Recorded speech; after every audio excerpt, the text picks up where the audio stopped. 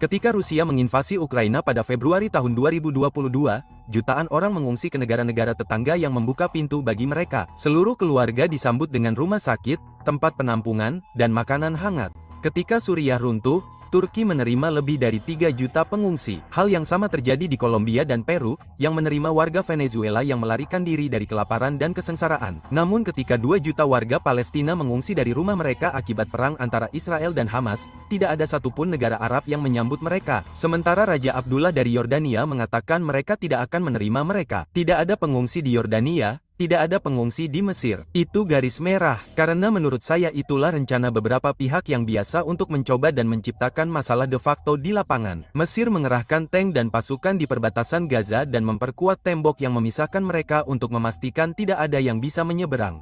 Meskipun memiliki budaya, bahasa, dan agama yang sama, dan meskipun menyatakan selama beberapa dekade mendukung Palestina tanpa syarat, tidak ada satupun yang membuka pintunya. Dalam video ini, kami akan menjelaskan mengapa pengungsi Palestina tidak diterima di negara-negara Arab. Dan untuk memahaminya, pertama-tama kita perlu kembali ke tahun 1948. Pada bulan Mei tahun 1948, negara Israel mendeklarasikan kemerdekaannya, tetapi hal itu dilakukan berdasarkan pembagian wilayah yang diusulkan oleh Perserikatan Bangsa-Bangsa yang telah ditolak oleh semua negara Arab dan pemimpin Palestina. Reaksi regional langsung muncul. 5 negara Arab menyatakan perang terhadap negara Israel yang baru dibentuk. Di permukaan, itu tampak seperti serangan gabungan untuk membela Palestina dan membatalkan keputusan yang dianggap tidak sah. Namun dalam praktiknya, operasi tersebut tidak memiliki strategi bersama, tidak ada koordinasi nyata, dan tidak ada tujuan yang jelas untuk menciptakan negara Palestina. Setiap negara bertindak demi kepentingannya sendiri. Itulah sebabnya Israel tidak hanya melawan serangan itu, tetapi juga membalikannya, dan pada akhir perang, Israel telah mengamankan kemerdekaannya dan memperluas perbatasannya. Bagi Palestina, kekalahan itu total. Mereka tidak mendapatkan negara, mereka kehilangan tanah, struktur politik, dan sebagian besar masa depan mereka. Pada tahun-tahun berikutnya, lebih dari 700.000 orang meninggalkan atau diusir dari rumah mereka. Inilah yang masih diingat oleh rakyat Palestina hingga kini sebagai Nakba, bencana. Namun, apa yang terjadi selanjutnya bahkan lebih mengungkap. Tidak ada negara Arab yang ikut serta dalam perang tersebut yang secara resmi mengusulkan pembentukan negara Palestina di wilayah di luar kendali Israel. Justru sebaliknya, Mesir menduduki jalur Gaza dan Yordania mencaplok tepi barat dan Yerusalem Timur. Negara-negara tetangga menawarkan suaka kepada para pengungsi, tetapi hanya dikamkam sementara tanpa rencana integrasi. Sejak saat itu, perjuangan Palestina menjadi lebih dari sekadar simbol daripada proyek politik yang nyata. Foto-foto setiap anak yang mengungsi dan setiap keluarga yang terusir menjadi bagian dari imajinasi kolektif di seluruh dunia Arab. Foto-foto tersebut menjadi bagian dari pidato politik, sistem pendidikan, dan budaya populer. Dan Palestina tidak hanya mewakili tanah yang hilang, tetapi juga perjuangan bersama. Pada saat yang sama, hak untuk kembali bagi para pengungsi dinyatakan sebagai prinsip yang tidak dapat dinegosiasikan. Namun, deklarasi itu digunakan untuk membenarkan penolakan untuk menawarkan integrasi atau kewarganegaraan yang nyata kepada para pengungsi di negara-negara yang menampung mereka. Jika mereka akan segera kembali ke tanah air mereka, maka mereka tidak boleh membuat rute permanen di tempat lain. Namun, janji untuk kembali ke tanah air pada saat yang sama menjadi cara untuk menunda solusi nyata apapun. Warga Palestina tidak pernah kembali ke tanah mereka dan mereka terjebak antara masa lalu yang hilang dan masa depan yang tidak pernah tiba. Pada saat yang sama, perjuangan Palestina mulai digunakan sebagai inti dari Panarabisme, sebuah ideologi baru yang memperoleh kekuatan di dunia Arab selama tahun 1950-an dan 1960-an. Terinspirasi oleh gagasan persatuan nasional, kemerdekaan dari kolonialisme, dan keadilan sosial, ideologi ini mengklaim bahwa semua orang Arab membentuk satu negara tunggal dengan takdir yang sama. Tokoh utama Panarabisme adalah Gamal Abdel Nasser, Presiden Mesir dan simbol ikonik nasionalisme Arab. Bagi Nasser, perjuangan Palestina jauh lebih dari sekadar masalah teritorial. Itu adalah alat ideologis. Dengan menyerukannya, ia memungkinkannya untuk memobilisasi massa, melegitimasi kepemimpinan regionalnya, dan menyalurkan frustrasi publik terhadap musuh eksternal bersama. Namun, dalam narasi itu, warga Palestina tidak memiliki suara mereka sendiri. Para pemimpin Arab berbicara atas nama Palestina, tetapi tidak dengan warga Palestina. Hal itu mulai berubah pada awal tahun 1960-an ketika organisasi Palestina Independen pertama muncul seperti Fatah dan kemudian Organisasi Pembebasan Palestina, PLO. Kelompok-kelompok ini tidak ingin warga Palestina hanya menjadi simbol pan-Arabisme. Mereka ingin bertindak sendiri, mendapatkan kembali kendali atas nasib mereka, dan berbicara untuk diri mereka sendiri. Kemerdekaan itu membuat banyak rezim Arab merasa tidak nyaman karena jika warga Palestina menjadi terorganisir dan berbicara untuk diri mereka sendiri, mereka tidak akan lagi menjadi alat yang berguna untuk kepentingan nasional. Tujuan yang sampai saat itu menyatukan, mulai berantakan. Dan kemudian pada tahun 1967 terjadi Perang 6 Hari. Israel mengalahkan Mesir, Suriah, dan Yordania, serta menduduki Gaza, tepi barat, Yerusalem Timur, dataran tinggi emas, dan semenanjung Sinai. Itu adalah penghinaan bersejarah lainnya bagi dunia Arab. Namun yang terpenting, itu adalah pukulan telak bagi pan-Arabisme. Gagasan bahwa satu negara Arab dapat membebaskan dirinya sendiri dengan bersatu pun runtuh. Retorika agung tentang persatuan dan kemenangan berbenturan dengan kenyataan pahit berupa kekalahan militer dan perpecahan politik.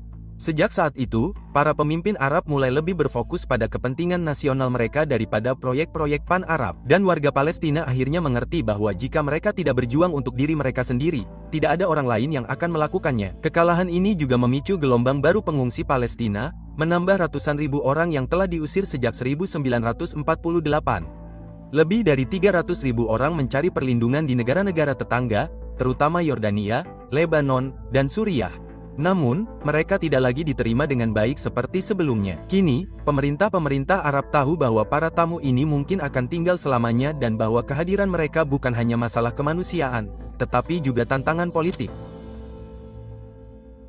Yordania adalah negara pertama yang mengalami ketegangan ini. Meskipun menjadi satu-satunya negara yang setidaknya sebagian menawarkan kewarganegaraan kepada para pengungsi Palestina, hal itu tidak mencegah meningkatnya gesekan antara rezim Raja Hussein dan PLO, sebuah organisasi yang telah menjadi kekuatan politik dan militer di negara tersebut, dan berusaha menciptakan negara dalam negara di Yordania Utara. Ketegangan antara PLO dan pemerintah meningkat menjadi perang saudara pada tahun 1970 yang dikenal sebagai September Hitam. Hasilnya adalah ribuan kematian warga Yordania dan Palestina serta pengusiran PLO dari Yordania, yang kemudian pindah ke Lebanon, negara yang dengan cepat menegaskan apa yang sudah diketahui semua orang di kawasan itu, bahwa warga Palestina membawa konflik dengan mereka. Di Lebanon, warga Palestina tidak diberi kewarganegaraan dan dibatasi untuk tinggal di dalam kamp pengungsian. Jadi PLO mendirikan pangkalan militer dan struktur kekuasaan di selatan negara itu dan di dalam kamp-kamp tersebut. Akhirnya mereka menguasai seluruh wilayah. Namun, keseimbangan politik dan agama Lebanon yang rapuh dengan ketegangan antara umat Kristen, Sunni, Syiah, dan Druze tidak dapat menangani kehadiran ribuan warga Palestina yang bersenjata. Mereka mengubah keseimbangan kekuasaan di negara itu, benar-benar mengacaukannya dan mendorongnya ke dalam perang saudara pada tahun 1975, hanya 5 tahun setelah PLO diusir dari Yordania. Konflik berdarah brutal yang berlangsung selama 15 tahun, melibatkan milisi dari semua sekte, dan menewaskan 120.000 orang, membuat negara itu benar-benar hancur dengan lebih dari sepertiga penduduknya mengungsi dari rumah mereka. Perang yang tidak pernah benar-benar mereka pulihkan. Di sisi lain, Suriah menempatkan warga Palestina di bawah pengaturan yang ambigu, toleransi tanpa integrasi. Suriah tidak memberi mereka kewarganegaraan atau kebebasan politik penuh, tetapi memberi mereka otonomi selama mereka tidak menantang kekuasaan Damaskus. Dalam semua kasus ini, polanya serupa. Warga Palestina disambut sebagai simbol, tetapi ditolak sebagai kehadiran permanen. Mereka ditempatkan di kamp-kamp yang seiring waktu menjadi lingkungan yang padat, terpinggirkan, dan terpisah dari tatanan sosial negara itu. Mereka menjadi kelompok-kelompok yang berbeda di dalam negara-negara Arab, tidak sepenuhnya terintegrasi, tetapi juga tidak sepenuhnya diusir. Itu adalah cara untuk menjaga perjuangan Palestina tetap hidup sebagai isu regional tanpa membayar harga politik untuk mengubahnya menjadi realitas domestik. Dan di balik semua ini, ketegangan meningkat yang akan berlangsung selama beberapa dekade dan ketakutan yang mendalam akan ketidakseimbangan demografis dan radikalisasi. Karena setiap kamp baru bukan hanya masalah kemanusiaan, tetapi bom waktu sosial. Perjuangan Palestina bukan lagi perjuangan heroik, tetapi masalah yang coba diatasi oleh para pemimpin Arab. Dan salah satu perpecahan terbesar dalam perjuangan Palestina terjadi di Kuwait, sebuah negara kecil yang kaya minyak di Teluk Persia yang telah menjadi tuan rumah bagi salah satu komunitas Palestina terbesar selama beberapa dekade. Pada awal 1990-an, lebih dari 400.000 warga Palestina tinggal di sana, 20% dari total populasi negara itu. Banyak dari mereka berpendidikan tinggi, bekerja di bidang administrasi, pendidikan, dan teknik. Mereka diterima dengan baik sampai mereka melewati batas. Pada tahun 1990, setelah Saddam Hussein menginvasi Kuwait, Yasser Arafat, pemimpin PLO, menyatakan dukungannya terhadap rezim Irak, dengan harapan kemenangan akan memperkuat perjuangan Palestina. Namun, itu adalah kesalahan besar. Setelah Kuwait dibebaskan pada tahun 1991, pemerintah Kuwait mengusir 200.000 warga Palestina hanya dalam beberapa bulan, sementara juga menolak masuknya kembali 200.000 lainnya yang telah melarikan diri selama pendudukan Irak. Hanya sekitar 20.000 warga Palestina yang tersisa di Kuwait. Peristiwa ini menandai titik balik, bukan lagi sekadar rasa takut atau pragmatisme. Bagi banyak rezim Arab, Palestina tidak dapat diprediksi, tidak stabil, dan bahkan tidak tahu berterima kasih. Invasi Irak ke Kuwait dan respons internasional yang dipimpin oleh Amerika Serikat dengan dukungan dari beberapa negara Arab meninggalkan pelajaran pahit. Persatuan Arab hanyalah ilusi. Sejak saat itu, solidaritas Arab dengan Palestina menjadi jauh lebih hati-hati, retoris, dan jauh lebih buruk lagi. Pada tahun 1993, PLL menandatangani perjanjian Oslo dengan Israel. Untuk pertama kalinya, kedua belah pihak secara resmi saling mengakui. Fase baru dimulai dengan janji-janji perdamaian, otonomi terbatas, dan pembentukan otoritas Palestina. Namun, hal itu juga menciptakan keretakan baru. PLO telah bernegosiasi tanpa dukungan dari dunia Arab, bertindak sebagai aktor yang berdaulat dan independen. Bagi banyak rezim Arab, itu adalah provokasi. Bagi yang lain, itu adalah peluang.